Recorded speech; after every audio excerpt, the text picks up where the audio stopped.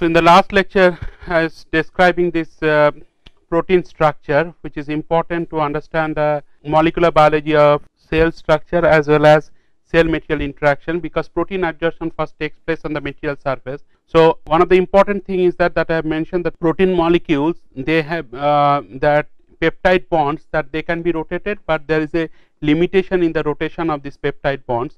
So, essentially this phi angle and psi angle. So, essentially this phi angle and then psi angle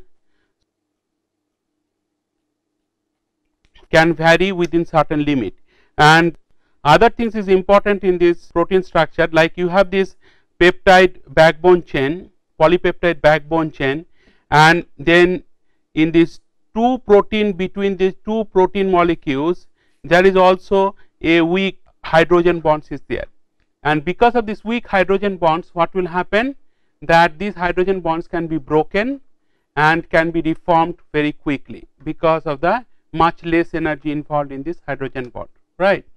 So, this is important because that can explain that why protein molecules can have very irregular type of shape. I mean, it can be squeezed together because there is a weak hydrogen bond or weak interaction between the two protein molecules. Other thing, you can see that yellow things here, yellow bonds, these are like ionic bonds, and these ionic bonds are taken place between the positive and negative ends. Now, positive and negative ends are the nitrogen end and the carbon end, that I have explained earlier in this lecture. So, essentially if I can summarize this protein structure, proteins are polymers which are made up of amino acids. So, essentially proteins is a polymeric macromolecular structures. Proteins are polymeric macromolecular structure and it is made up of amino acids. Amino acid is the Mar unit here. Polymer means number of Mar units which are joined together to form a macromolecular structure, and these amino acids, when they join together, then they release one molecule of hydrogen. So, hydrogen, that is the water molecules, and this once this water molecule is released, so then they make this peptide bond here, carbon and nitrogen, and essentially you have the carbon end and you have the nitrogen end. A peptide bond is formed when the two amino acids are linked together, and the secondary structure of the protein can be described as follows. You have a nitrogen end and you have a carbon end. So, carbon end is mildly positively charged and nitrogen end is mildly negatively charged, and then kind of secondary structure in the protein that is observed, like it is alpha helix structure and also plated sheet type of structure like parallel and anti-parallel structure, and this is like a typical helix pattern, that helical pattern of the protein structure. What you can see that this has a 5 typical turns which explains that typical helical structure of the protein. Now, what is important in this helical structure is that each turn is roughly 5.4 Armstrong, and 5.4 Armstrong multiplied by 5 means 27 Armstrong, and this angle, that turn, that angle between the two consecutive turns, it is around 26 degree. So, it is a very well made and it is a very kind of well organized kind of structure, and then this distance is kind of 5.1 Armstrong. So, you have this 27 Armstrong, that is the total length of the protein helical structure, and this 5.4 Armstrong is the length of the each turn, and 26 degree is the angle between the two consecutive turns. So, this structure of the protein molecular structure, it is important, and this kind of basic fundamentals all the students must have, so that they can understand that how the protein molecules can be squeezed or protein molecules can be transported from one cell to another cell, how the protein molecules can be transported from within the cell to the extracellular matrix. All those things can be possible. The one thing that I must emphasize here, that protein molecules, since it is a polymeric molecules and it is composed of carbon, hydrogen, oxygen, nitrogen, it is very lightweight. Okay. The other thing is that between the two protein molecules you have a hydrogen bond. So, these if required, these hydrogen bonds can be broken. Okay. So, the two protein molecules can be dissociated from each other, and if required, these two protein molecules can come together and make an assembly. So, all these things are possible because of the characteristic structure and the bonds associated with the protein molecules. So I repeat here, like this is a two amino acids which are linked together, release one water molecules, then they form this kind of peptide structure, and there is a hydrogen bonds which are present between the two protein molecules. So these hydrogen bonds can be broken, so therefore two protein molecules can be separated and they can be transported from the cell to the outside extracellular matrix. And because of the characteristic bonding structure, that you can see that there is a flexibility, larger flexibility of the biological protein molecules. Can you see that it has a typical coiled like structure, like it can be squeezed, and you can see that it has a typical very irregular structure, and this has a many unstable conformations. That is one thing, and that is one stable folded conformation. Stable folded conformation means like how the protein molecules they exist in nature. It is like a stability means it is biologically stable structure. It is like a thermodynamically feasible reaction. So similarly, biological stable structure is what when proteins are in the extremely coiled form. It is not like a simple chain like forms. So that comes from the natural characteristics of the protein molecule, the way this protein molecule are made of like helical pattern, and because of the helical pattern, protein molecules can exist in the coiled form and so on. So now you know that how the protein molecule they look like, what is the helical structure of the protein molecule, what is the typical dimension of the each turn, what is the angle between the two consecutive turns, and how and why the protein molecules are extremely flexible as a biological molecule, right? This is like folding, renaturing, and unfolding, denaturing. Unfolding means like when protein molecules become straightened, like it is not in the folded conditions. Then it is called proteins are in the denatured conditions. Denatured means like it is losing its natural characteristics of the from the structure point of view. Renaturing means it is like folding, and this folding is more like a stable conformation. If you go back to the earlier slide, I have mentioned here that this is the stable conformation from the biological structure point of view, and if you go to this one, you can see that this is a more stable folded configuration, and this is an unfolded polypeptide. So unfolded polypeptide is certainly unstable protein configuration. Unstable means it is like a protein molecules in the denatured condition. Denatured means these protein molecules cannot perform certain biological functions which it is supposed to do, and because it is not in the natural characteristic shape and size. Natural characteristic conformation is that this is like a extremely folded conditions, and this is a renatured conditions. Like here you can see the purified protein isolated from cells. So from the cells you can extract the protein molecules, because cells has a, as I have mentioned in the last lecture, cells has roughly around 10 to the power 9, right? 10 to the power 9 to 10 to the power 12 like number of protein molecules in each cell. And if you expose to a high concentration of urea, then it becomes a denatured protein. Denatured protein means it is not anymore in the folded configuration, it is in the unfolded configuration. And if you remove urea, and then it becomes in the more coiled formation, and then it is more a renatured configuration.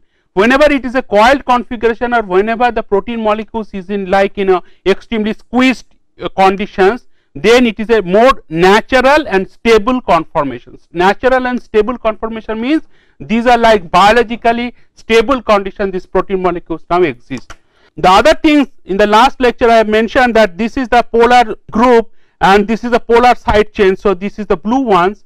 Now you remember in the original protein molecule composition I have mentioned that it can have R1, R2, R3, three different kind of side chains, and these R1, R2, R3 can contain either benzene ring or can be methyl or ethyl like simple hydrocarbon type of side chains. So different color essentially indicates that different type of side chains with different composition.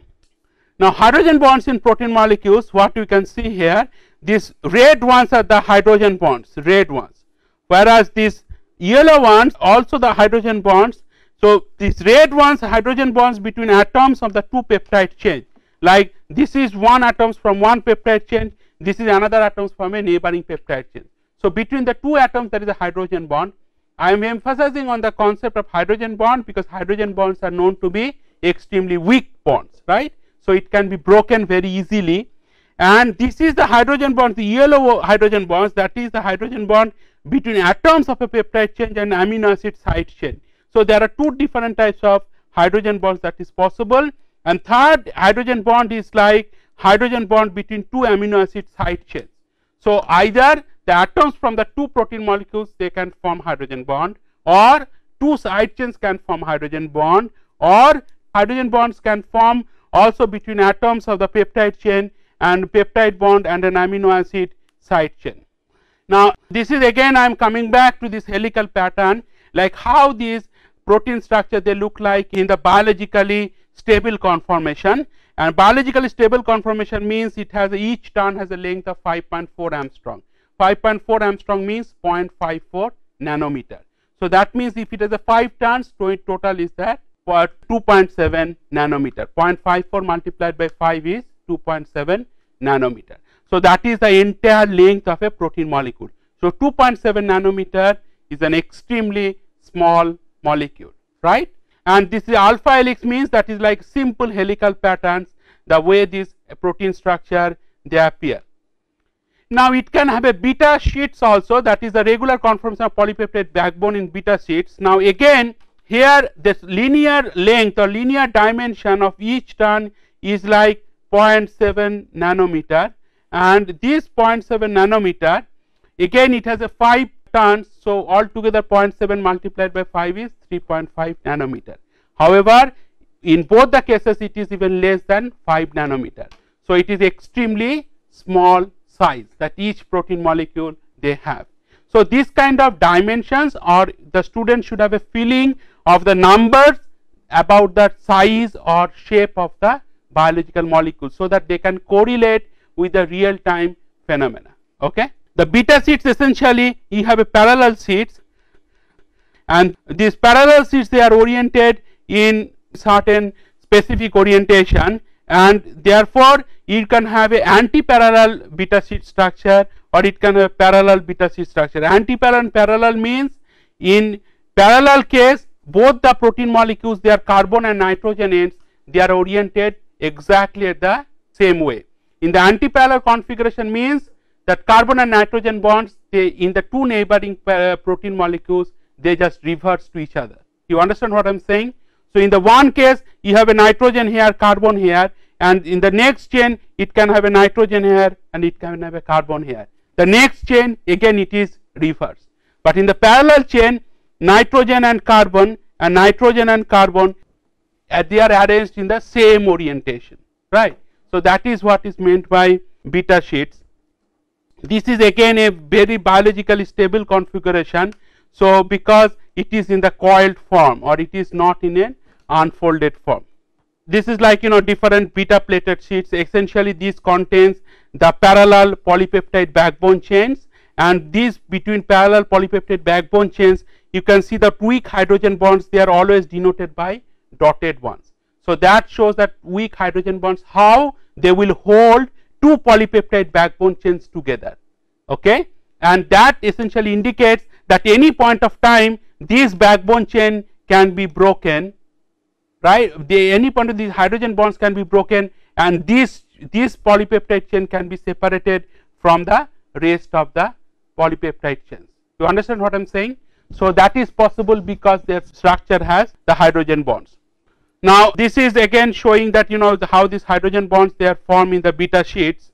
This is the comparison of the alpha helix pattern and the random coil organization in a localized portion of a protein molecules.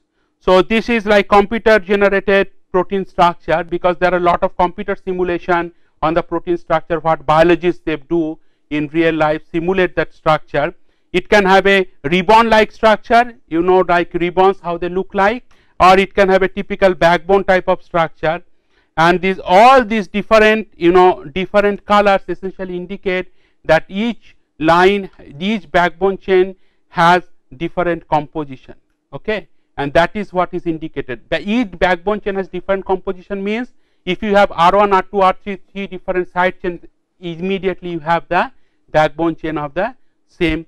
So essentially what I am trying to say here, this constitutes the total protein molecule assembly, but individual fraction length of this backbone chain can have different composition.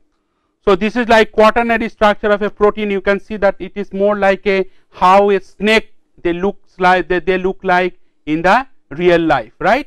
So it is a more like snake like pattern, and then typical snake, how they can squeeze them to fill up the space. If it is a very coil like patterns, then it can fill the space more optimally. But if this coil you can just straighten it, then it will be a very long molecular structure like a backbone type of structure, but then it does not occupy the three-dimensional space as effectively like the way this coil like configuration they occupy three-dimensional space. Do you understand? Do you realize what I am trying to say? So that is important, as that how these different protein molecules they take the shape in the different conditions, biological conditions. Now protein assemblies, how the protein assemblies they form, like you have a binding site. Now these binding sites can be, you have the side chains like R1, R2, R3, or you have the potential formation of hydrogen bonds here and potential formation of hydrogen bonds here. So if you have one protein molecule is this one, another protein molecule, they come together in these joints, they can form the hydrogen bond, then they can form a assembly. At the same time, a protein molecules can have a 3 binding sites, and 3 binding sites can bind 3 protein molecules. Similarly, next protein molecules also equally will have 3 binding sites. So accordingly, that entire globular assemblies that can form just by very weak hydrogen bond interaction. Do you understand what I am trying to say here? So all these things are possible once you know how the structure of a protein molecule they form in real life. Okay.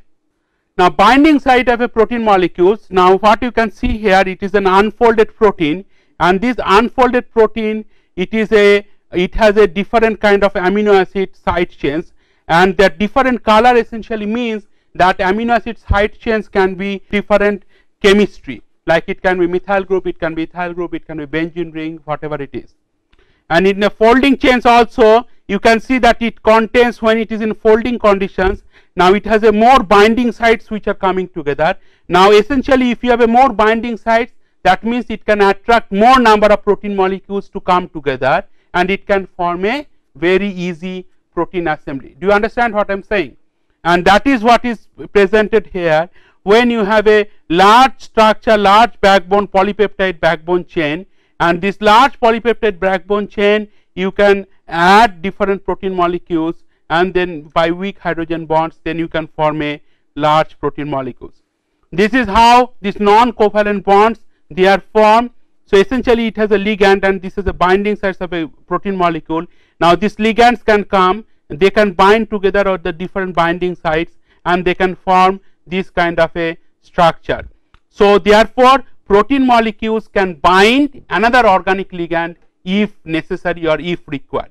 So this kind of binding is possible just because the protein molecules have some available binding sites. This is how the covalent bonds they mediate interactions between macromolecules. So essentially protein is a polymer macromolecular structure, and suppose this is an example, if a molecule A which randomly encounters other molecules B, C or D. Now how 3 different cases, like how the A is getting connected or getting bound to B, or how is getting connected to C, or how is getting connected to D. Now there are certain comments which are mentioned here in this slide, that is surfaces of molecules A and D match well and therefore can form enough weak bonds to withstand thermal jolting. They therefore stay bound to each other. What it means that here if there are binding sites which are more number of binding sites are available, that means it is like this. So if you have a more binding sites or more fingertips, then you can grab certain object more firmly. But if you lose your 3 fingers and if you have only 2 fingers, then what will happen? You cannot grab that object that firmly what you can do very easily with 5 fingers. You understand? So similarly, if the protein molecules have the more binding sites, then they can firmly grip, although the same hydrogen bonds will again be available for the binding to this particular molecule, but since you have more binding sites available, so that binding would be more firm, or that binding will be more strong compared to the protein molecules which has less number of binding sites. So that is what we are trying to mention here. And when the binding is firm or binding is strong, then what will happen? Whatever thermal activation, or if you have some changes in the physiological environment inside the body, this assembly will never be destroyed. So they can remain stable because the binding is quite strong.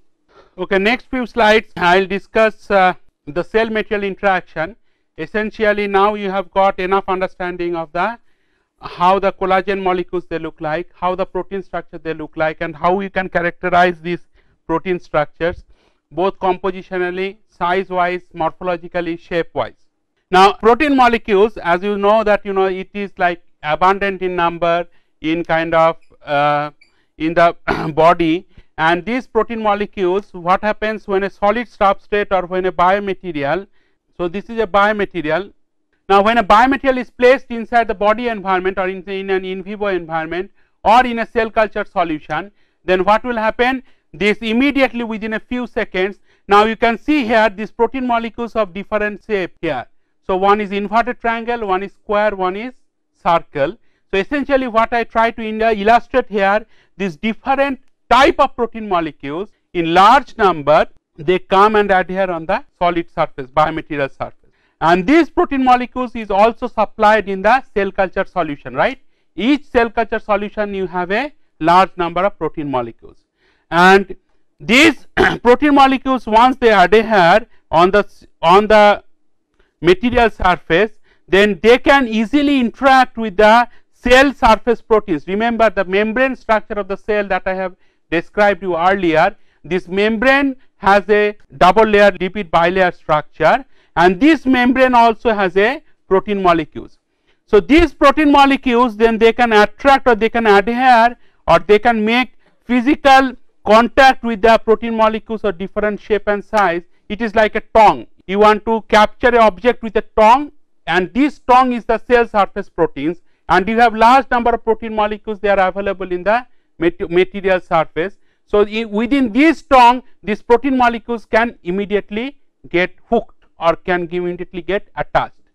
So this hooking, the physical hooking or physical attachment, that is more possible because of the cell surface proteins with the adsorbed protein molecules. So essentially cell will not directly interact with the biomaterial per se, but cell surface proteins.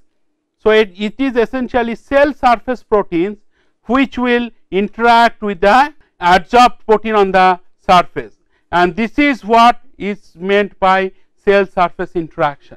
So this is what happens at the initial stage of the cell material interaction, right? Now if you go on describing that how it happens, that entire cell adhesion. So initially cells have a very spherical like shape, right? Now once these proteins are getting absorbed, now you can understand this from the basic physical concepts. Now a cell or a molecule, they can adhere to the surface more if there is more surface is in contact with the another surface. So in order to have the more firm interaction between a cell and the material, what it happens, the spherical surface now becomes more distorted, so that more number of cell surface proteins can now get physically hooked to more number of surface absorbed proteins on the biomaterial surface. Now once it take place, then more cell spreading can take place, and as I have mentioned to you earlier, that cell, these lines essentially indicate cytoskeleton. So this is a part of the cytoskeleton like microtubules or the actin filaments or the intermediate filaments and so on of the cytoskeleton. Now these cytoskeletons are also essentially polymeric macromolecules, so they can be also easily stretched the way you want. So essentially to have more enhanced interaction between the cell surface proteins and the adsorbed proteins, the cell, there will be more cell surface receptors and more cell adhesion ligands, they will interact, and cytoskeletal reorganization will take place. Reorganization means like the cytoskeletal proteins, that actin filaments and microtubules, they can also reorganize themselves as the cells will spread on the material surface. So, this entire physical process can take place very easily within few 1 to 5 minutes of the implantation, or within 1 to 5 minutes of the putting the material on the cell surface. Now, this is, let us say, one type of cells. Let us say this is a fibroblast or osteoblast type of cells. Now, the theory says that one single cell they are getting attached to a material, then that information or that communication is sent to other cells also in the solution, and therefore that adhesion of one cell will essentially facilitate the adhesion of more number of cells from the solution to getting attracted or to get attached to the material surface, and therefore slowly more number of cells will get adhered to the material surface. So, this is what was meant by the cell spreading on the material surface. So, to summarize, first, protein molecules they get absorbed because they are much larger in numbers compared to the number of cells in the solution, and these protein molecules they will absorb on the material surface, and remember these protein molecules have a size of very small, like 2.7 nanometer. So, 2.7 nanometer, and if your samples are 10 millimeter in diameter, so large number of protein molecules can immediately adhere. Now, once these nanometer size protein molecules they are absorbed on the material surface, then they interact directly with the cell surface proteins. They are getting attracted, they are getting physically attached to each other, and in order to have more strong interaction between cell surface protein and absorbed proteins, now cell surface itself will undergo shape change, and this shape change is possible because, as I mentioned in the last lecture, cells have the unique properties that cells can adapt themselves, and these cells can adapt it themselves, and this cellular adaptation can cause change in size, change in shape, right, change in numbers and change in type. So, all these things is possible. So, one single cell type first they are adhered, then that will recruit the multiple cell types, and as a result the tissue will form on the material surface. So, this is the basic theory of the cell material interaction. Now, this is the cell cycle that I have already mentioned to you earlier. Now, dependence of the cell division on the cell shape and anchorage. Now, this is the cell suspended in agar, and this is the possibility of, this is like it is entering into different phase of the cell cycle. S phase is one of the phase of the cell cycle. Now, as you can see, that is an anchorage dependent cells like fibroblast, for example, they can spread very easily on the material surface, and this is the fluorescent images. So, you can see that it is stained, and this stained is in different color, it is expressed. So, after this staining you can see that how the cell division take place. Now, we can see this is a mother cell. Now, this mother cell is essentially divided into two daughter cells, and two daughter cells are now separated, and you can see very vaguely that cytoskeletons which are kind of expanded to form the ECM, that is the extracellular matrix. So, this you have the mitosis, you have the cytokinesis, all these processes. This shows that how a mid body of a dividing animal cell. So, this is one daughter cell, this is another daughter cells. So, this is the connection which still exists. So, this is the process of the cytokinesis. Cytokinesis means like this is a nucleus with a chromosome containing chromosomes, and this is the these cells now is going to divide, and it can form two cells, two daughter cells. So, this is the contractile ring creating cleavage furrow. So, that is what is important. Now, as I said that protein absorption is the first step to the cell material interaction. So, therefore, you need to know that how fast the proteins will get absorbed on the material surface.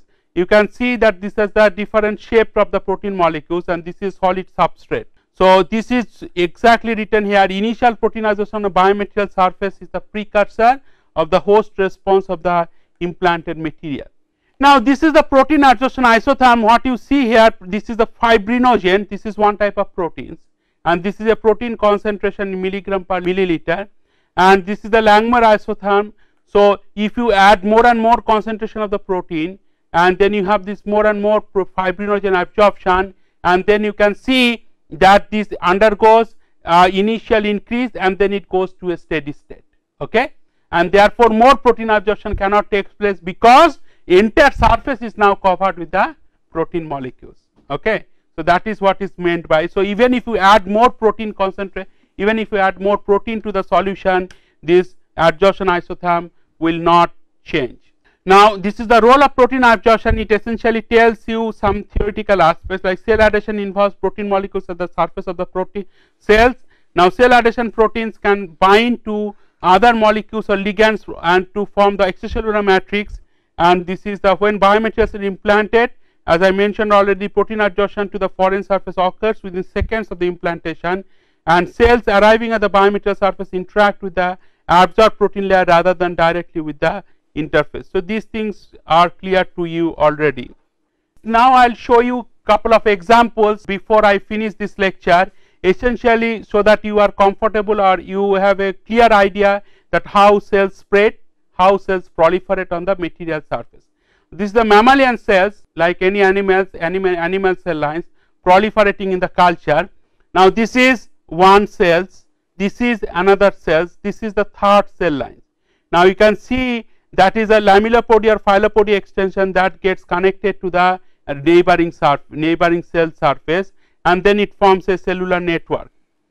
This is the preferential attachment of the cells on the hydroxyapatite particles, but not in the polyethylene matrix. So you have these polyethylene particles here and you have the hydroxyapatite particles here, and this is the cells which are getting adhered on the polyethylene hydroxyapatite particles because it is very much bioactive. This is the osteoblast cells when seeded at higher density and when they are allowed to grow. Now here this you can see very clearly the human osteoblast cell lines, and this is the form of the ECM, that is the extracellular matrix. This is the collagen protein rich extracellular matrix that can be also formed. Now ECM is, as you already know, that it is a multifunctional, it provides tissue with mechanical support. I told you in the earlier lecture that ECM contains lot of collagen fibers, and because of the fibers, whenever any material has lot of fibers, those fibers actually will bear mechanical load. So that is what ECM does. So it does provide tissue with the mechanical support and cells with a substrate on which to migrate to a place to locate signals for communication. And ECM also has structural and informational functions, and it is a dynamic and constantly being modified. Now cells extracellular matrix interactions are essentially mediated by the signals which may contain instructions for migration, replication and differentiation and apoptosis. Now migration means when the cells are adhered on the surface, now cells can move just like a human being. Cells can move on the surface. Now this migration is not possible unless cells get some kind of signal. So it's like a train moves on the track, railway track, right? But at the certain points there are signals. If the signals are red, the trains will move. If the signals are red, if the signals are green, then train will move. If the signal is red, then train will stop. It will not move on the railway track. Similarly, cells also require some signals before it can migrate, and it can replicate means it can replicate itself. It can differentiate means cells can differentiate from mesenchymal stem cells to all the adult cell lines, or cells can undergo necrosis or apoptosis. Apoptosis means cells will die. Okay. So all these are essentially signal dependent, and this nature of the signals is governed by the composition of the ECM. So if the ECM composition is changed, so the signals also will be changed, and therefore all the cellular processes can be directed by the ECM, and it provides a means for the cells to communicate. So essentially if you go here, what you can see that this is the extracellular matrix, and these are the cells. This is cells 1, this is cells 2, this is 3, 4, 5, 6, 7, something like that. But that extracellular matrix is the entire matrix which is outside the cell. So all these signals are essentially transferred to the cells by the extracellular matrix proteins only. So therefore extracellular matrix has a much larger role to play. One is the mechanical support, and second one is the transfer the communication or transfer the signals to the adhered cells, so that cells can perform either migration or division or differentiation or apoptosis. So that is what is meant here, some theory which is mentioned here, that cellular fate processes, that means replication, differentiation or migration, these are all directed by the ECM, and therefore it provides a means for the cells to communicate, and the signals in the ECM are more stable and can be more specific and stronger than those delivered by diffusible growth processes. Now binding to the ECM, like how cells are bound to the extracellular matrix. Now cells bind to the extracellular matrix through integrins, that is a class of heterodimeric protein. So this integrin protein is essentially the protein which helps in the binding of the cells to the extracellular matrix.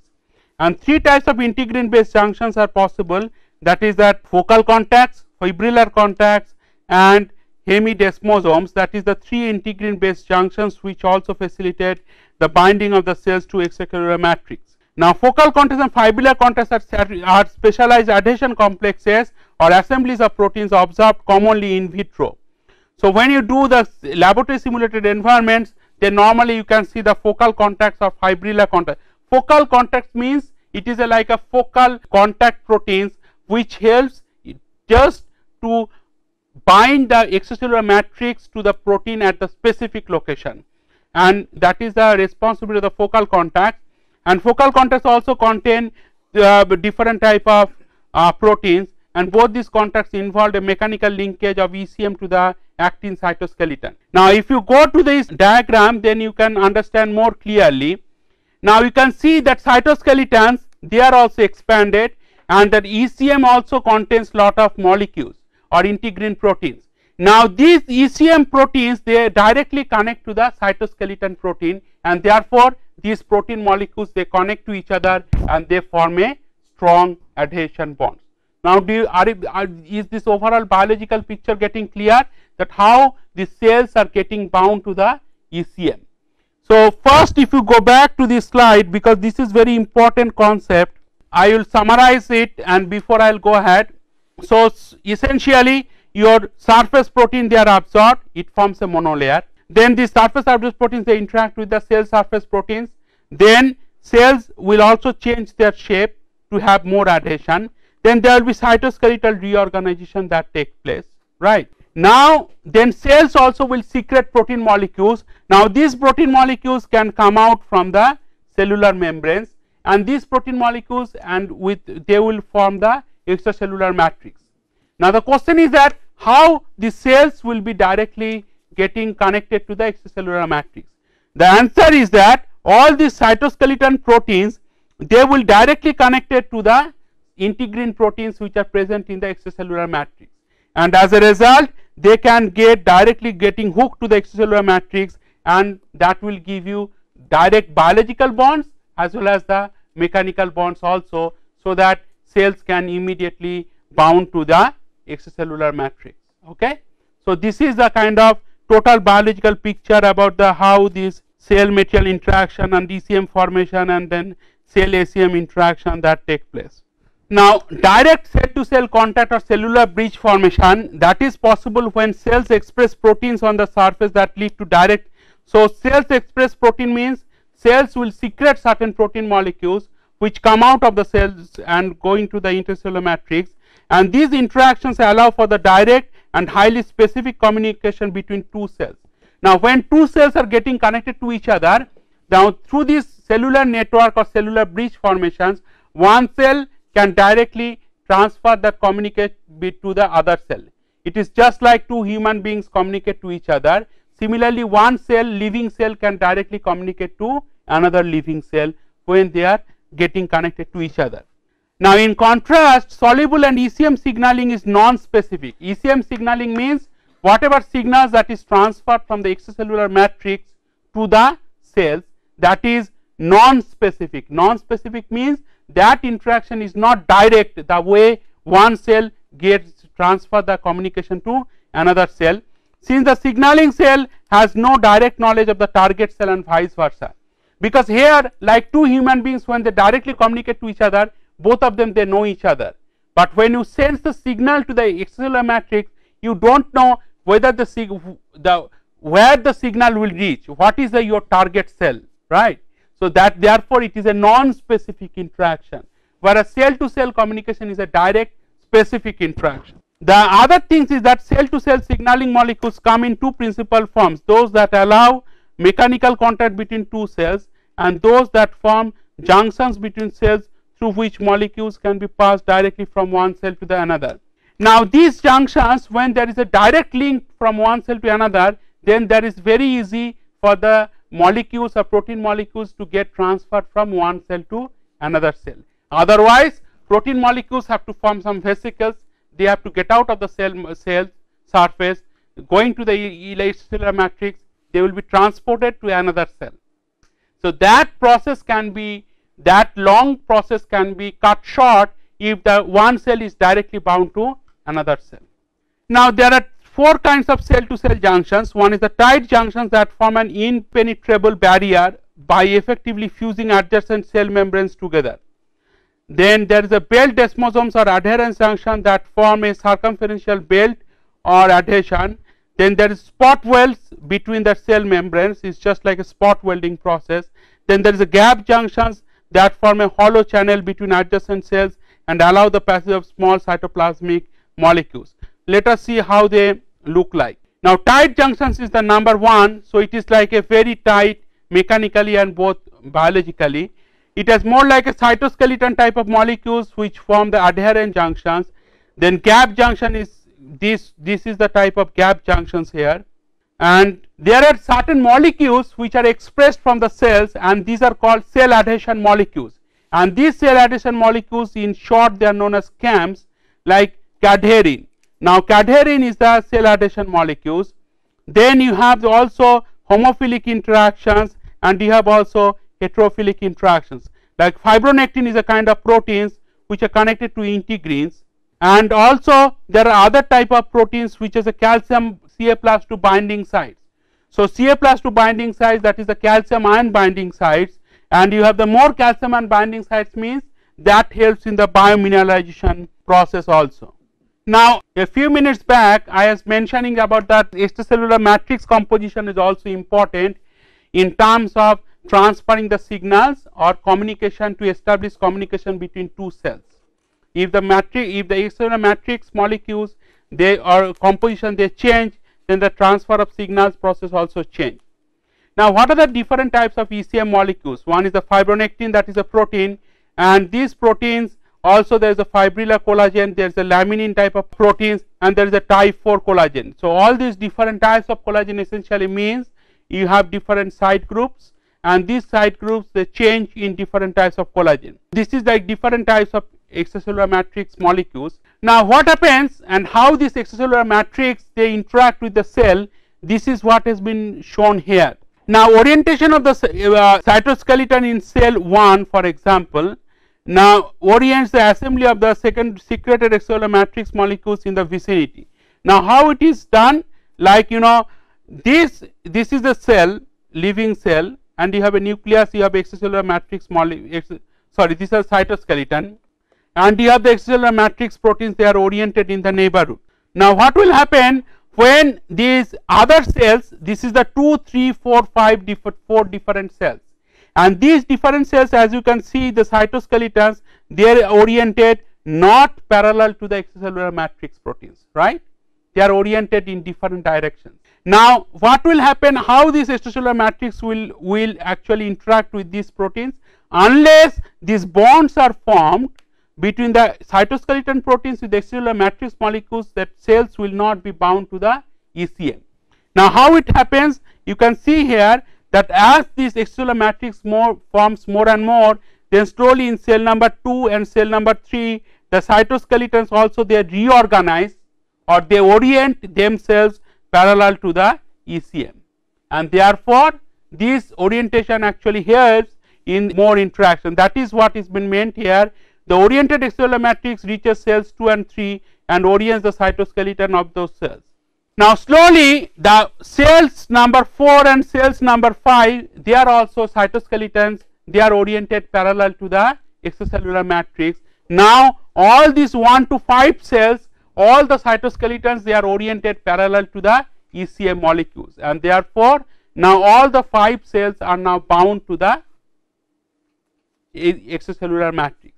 So this is how extracellular matrix they interact with the cells. Other things I think I have mentioned to you earlier, when the cell dies by apoptosis, then cells form a globular shape, and from this globular shape you can immediately see that that is the sign of the cell death. It is a programmed cell death or necrosis or so on. Now we have performed different experiments of these hydroxyapatite and other things. Those things I will mention when I will discuss the individual systems which are based on the hydroxyapatite. So I think with this I will finish the lecture of the cell adhesion and how the cell material interaction they take place.